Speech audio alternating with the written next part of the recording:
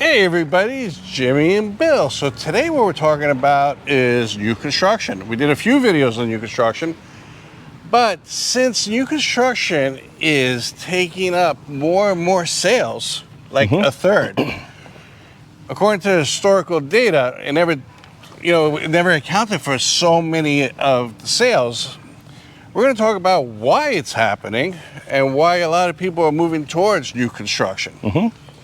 Do me a favor, if you like this kind of video, consider subscribing. It really, really helps out the channel. So Bill,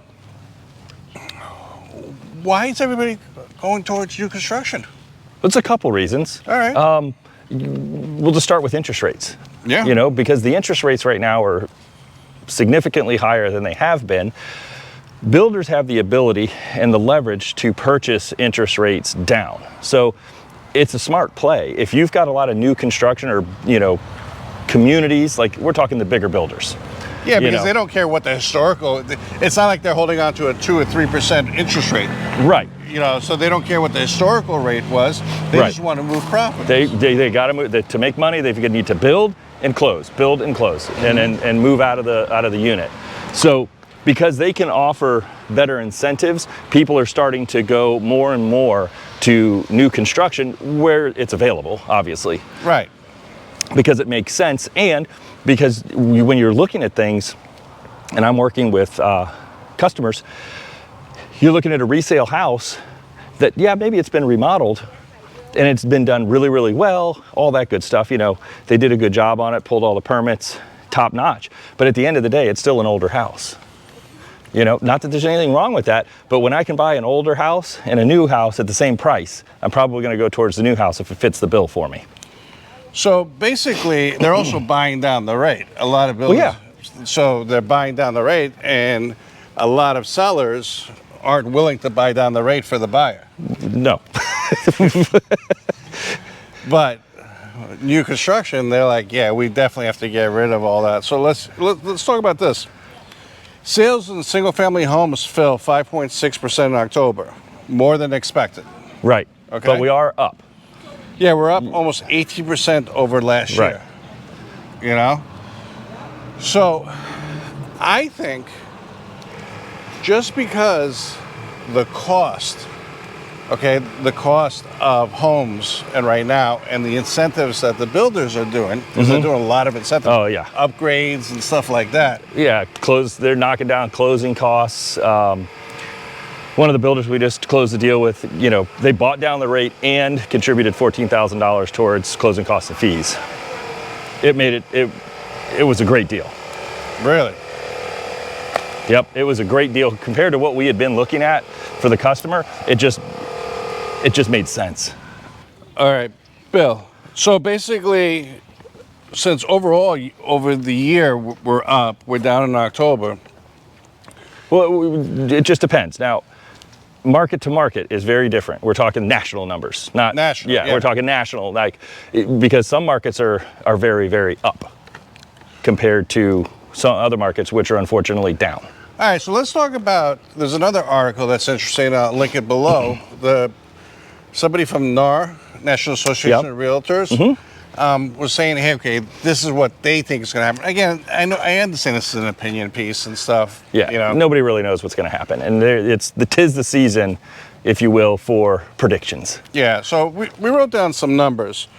So as of October 2023, 391,800 was the national average?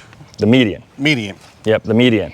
Okay. So, and then it was also in that article, which I thought was interesting, was the National Association of Home Builders. Their median new construction price was $409,300. So pretty close to each other. Pretty close to each other, kind of going back to what we were talking about before, that the prices are really close to each other. So if you have the ability to purchase new construction, interest rates are lower, the ability for the incentives could save you thousands of dollars, and which equates to hundreds of dollars per month.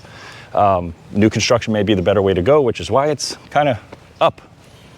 Yeah, I mean, that totally makes sense.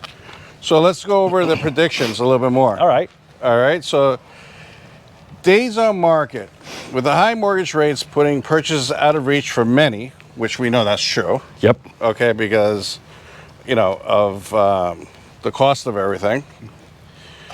Homes are taking longer to sell. Right. You know, October's median length of time homes spent on the market was 23 days. Which is still very fast. Compared to historical data. Yeah, comparatively, that's still quick. So historically, depending on where you're at, and it really depends on the price point. So I'm curious there, because when you really, really dig into the data, and I do this with the local data, not necessarily the national, because I'd be there for, you know, I'd be an economist. Right. So I look at our data here, but when you really dig into that, there's price points have different days on market. So for instance, if you're in that $300,000 to $400,000 range, there's a different average days on market. Okay. You know, million and up, there's a different average days on market. You know, if you're in the luxury market, things sit for a little longer. They could sit for 6 months, which would be normal, and I wouldn't be upset about that. Here in the $200,000 to $300,000 range, if you're sitting for 30 some odd days, at least in our area, might need to start evaluating a few things depending on the situation. So, I mean, if that happens, then it's really becoming a buyer's market. Yes and no. So buyer's market, when you're looking at it from that standpoint, it also has to do with inventory. Okay. So right now we don't have the inventory to call a buyer's market. So it's usually buyer's is really around a balance. So you're looking at 5 months of inventory, 6 months of inventory is like that perfect middle. And right now we're at about 2.7. Okay. So, okay, predictions for home prices. They're expecting no major changes nationwide next year. You know, maybe 5%. So even if a house loses 5 to 10%, they don't consider that a crash. No. If it, you know. So let's kind of break that down. Now, in the article, did it say that it's going to go down 5% next year? No, it says no major changes in purchase price on a nationwide level next year. Okay. With fluctuations of only about 5% one way or the other. Okay. The only exception is California, where the market can see 10% declines because everything is so stupidly expensive in California. That's a whole nother world over there for sure. Okay, so in essence, let's talk about that. So okay. they've committed to absolutely nothing, in my opinion. Oh, well, it could swing up 5, could swing down 5. But they're not predicting any crash. They're not predicting anything. So the average is right around that 3 to 5% annual increase. That's pretty much a national average year over year. It's just been that way for a really long time, minus, you know, the great economic crash, which was backed by, you know, mortgage issues and things of that nature. Right. Which we do not have right now. Jesus, Jimmy. Yeah, but I do. Which we don't have we don't have those mortgage issues right now. Yeah. So the likelihood of a crash happening is extremely slim. This is why they're saying price fluctuations may go 5% up, 5% down. It puts them in that whole sweet spot to where they could just say, see, we were right. If things go down 5%, they're safe. If things go up 5%, they're safe too. Yeah, they're predicting that sales next year will be about 5.3 million units. Right. But they said about by 2027, about 6 million units.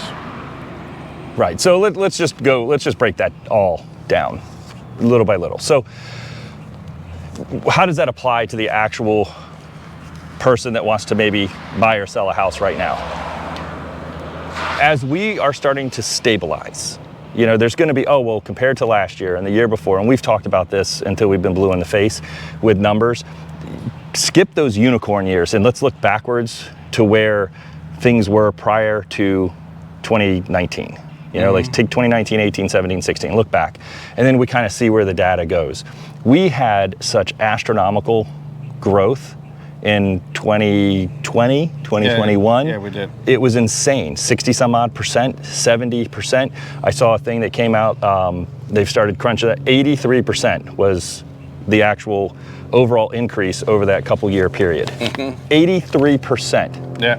I don't know how they got that number, but that's what they were talking about. And then you start to see this super crazy crash on the other side of it, and people spin it off that way.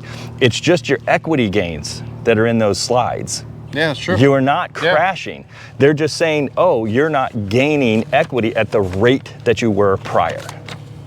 So as the market stabilizes, as the economy stabilizes, as the workforce, I guess would be better to say destabilizes, because that's apparently what the Fed wants, because it's going to, unfortunately, and that's going to cause the inflation rates to come down. Interest rates are going to start to come down, and then we're going to start to balance out our market again, and we'll get back to normal. That's what we want. That's what they're saying over the next couple of years, because the policies that have been put in place by the Fed are starting to show signs that they're working. Well, they're saying too in this article that the crash is not going to happen because there's a lot of people that still won't give up their rates, number one. Number two, lenders are being a lot more strict on mortgages. Yep. So now we have inventory and, Right, the supply and demand still. Right. Supply is still low regardless of the new construction coming online right now. They can't keep up for 20 years. Everybody sees these videos that the market's crashing, and I'm not saying it's not going to crash, but right now, it's really tied to this. If employment stays stable, okay, and if inventory stays low, and lenders stay strict, which they will. Of course. That's a formula for not crashing. Now, exactly. If employment shoots up and we have a bad recession, then even the people with 2-3% interest rates are going to be like, all right, you know what? I got to sell. Right. And at the end of it, it's just an economic recession doesn't necessarily equate to a real estate recession or crash. They're not synonymous with each other. Right. I know everybody's talking about foreclosures and things like that. And again, I don't look at all the national data.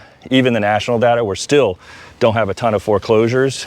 They're up, of course, because there was the moratorium on foreclosure. So, of course, the numbers peaked up a little bit.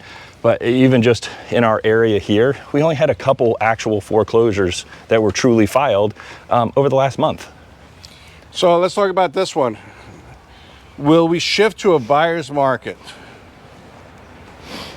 In your opinion, I'll tell you what they say. When? I think within the next 5 years. Who knows? In the next 5 years, it's a possibility. I'll just say that. I know that there's just in like Wesley Chapel, the east side of Pinellas County. I don't know anything about anybody else's market where they're building because I don't live there, but our tri-county-ish area, Sarasota, Manatee, Hernando, Pinellas, Pasco, Hillsborough, there's so much construction going on.